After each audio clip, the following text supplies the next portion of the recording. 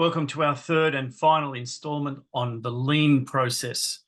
This is the actual implementing of the lien, and to do this, you're going to require a notice of action, otherwise known as a declaration of the lien. So as you see here, we have the same format that we've had before with our flag in the top left corner, title of the document, wherever you've recorded it, which is the moot court in this case, the details of who you're filing this against in their private capacity, in their notice to principal is notice to agent is notice to principal. So we refer to the previous document, which was the notice of an impending action with the date and the date that it was served on them. Previously advised that a commercial lien against them has now been instigated. Included in this notice of action is the affidavit that we've talked about, based on first-hand knowledge and made under the penalty of perjury. You have 30 days to respond to each point, but each point must be rebutted by means of a personal sworn affidavit written under the same criteria, namely from first-hand knowledge and under penalty of perjury. Each point that the defendant successfully and properly rebuts with hard evidence will be removed.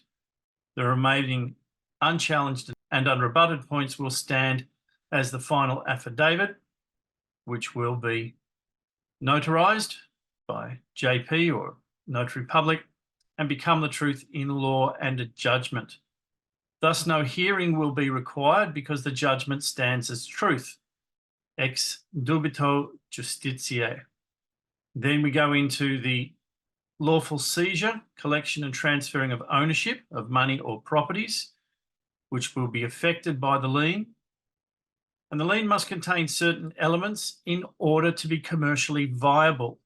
The lien instrument must obviously, patently, and evidently be a lien by being clearly and explicitly titled lien, claim of lien, or declaration of lien, and mandatorily by its exhaustive commercial content as follows. The lien must contain a notarized hand-signed affidavit for which the issuer is commercially liable, containing a plain statement of fact, disclosing how the obligation of the lien was created, attesting that the commercial condition is true, correct, and certain. The lien must also contain a ledger or bookkeeping statement connecting purchases, services, or injuries sustained with a claim of obligation so that each purchase, service, or injury is presented in a one-to-one correspondence with its partial claim of obligation. The partial obligations then totaled to contain the total obligation, this being called a true bill in commerce. The instrument must contain a statement, either specific or general, of the property being seized from the lien debtor to satisfy or to guarantee satisfaction of the obligation of the lien. A notice of lien to be valid must contain a clear statement as to where the lien is filed, where it can be found, and how a copy can be obtained.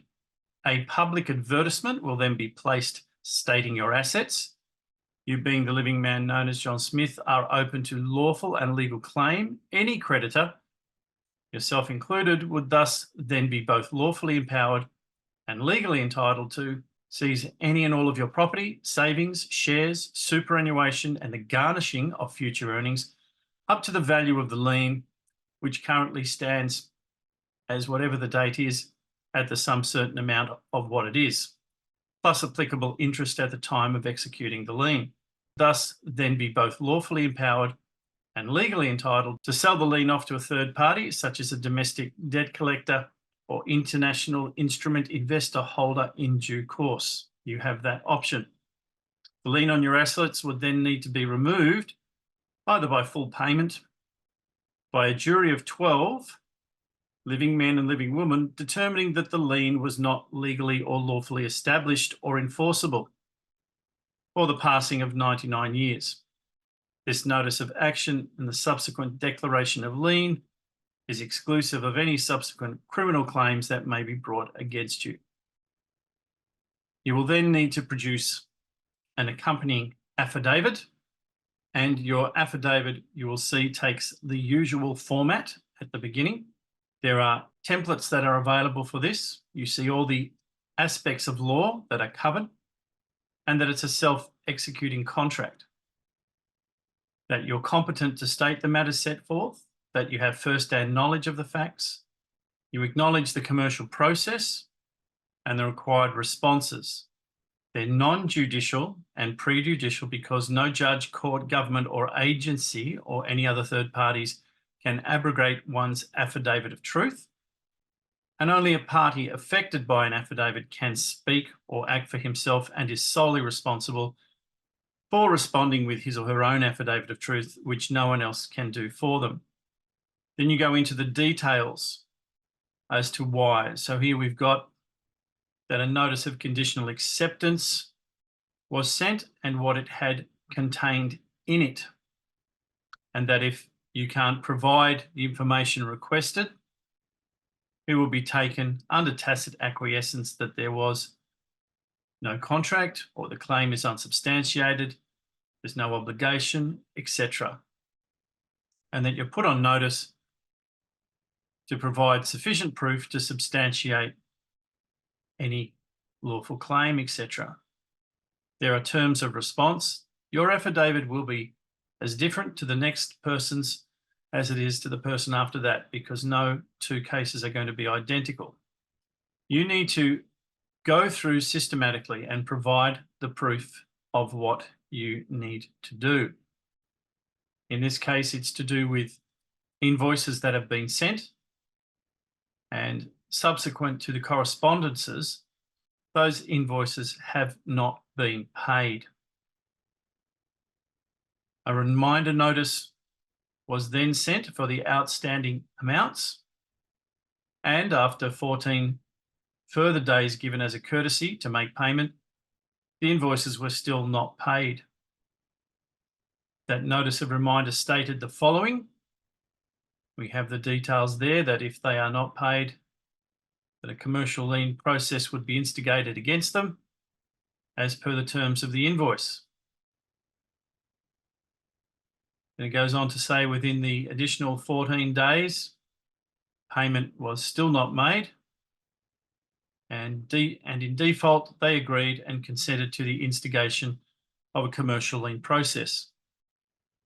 Then you state that on a particular date, the notice of impending action was sent, which stated that you believed that they had created a tort against you. You then outlined what the commercial lien process was, and that to avoid the commercial lien being perfected and the rightful and lawful and legal claim to your assets, you were given a further 5 business days to pay up. And to the date of this affidavit, none of those invoices have been paid, and that you affirm that all the facts were herein are true and correct, admissible as evidence, and if called upon, you will testify to their veracity. And then you autograph your affidavit and you have it witnessed. Now, if you have it witnessed by 3 people, you can do that, or you can get it witnessed by a justice of the peace. The next thing we include in that is a true bill in commerce. And as you can see, we have the same heading. You have your flag in the left-hand corner, and where you have recorded the information, in this case, either the Moot Court or the People's Court of Terra Australis. You address the debt to whomever it is, being for debts incurred subject to the notice of conditional acceptance and the invoices. Now we have them all out in a block table.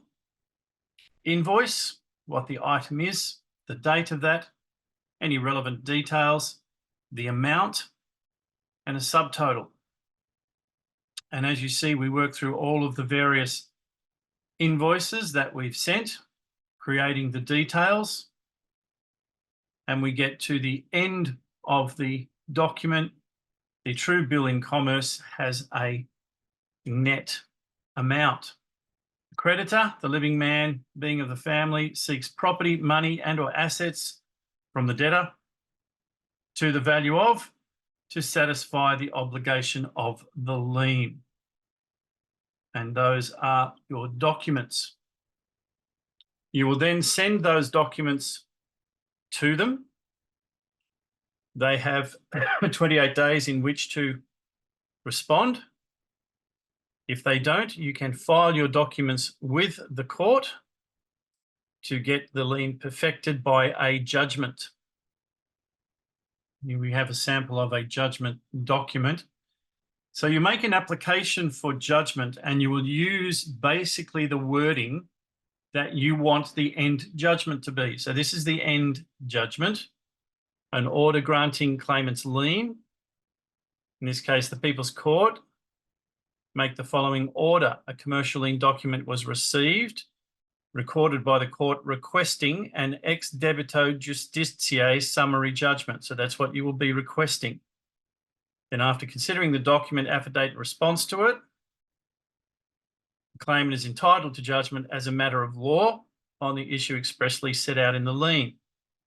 The court finds and is therefore ordered that the living man violated the terms of the contract. So that would be one of your points that you would put in. Is ordered that the sum certain amount is owing and needs to be settled within 3 months. So again, you put that in, that the sum certain amount is owing and needs to be settled. And then the reasons of the judgment will come from the court. But if you include those as your grounds, okay, so you think about rewriting this, taking out the it is adjudged by the court, the grounds would be one, that on the date known as 24th October, the living man. So you're going to copy that almost word for word as your grounds. So we're going to pick up from your case where you're making a claim.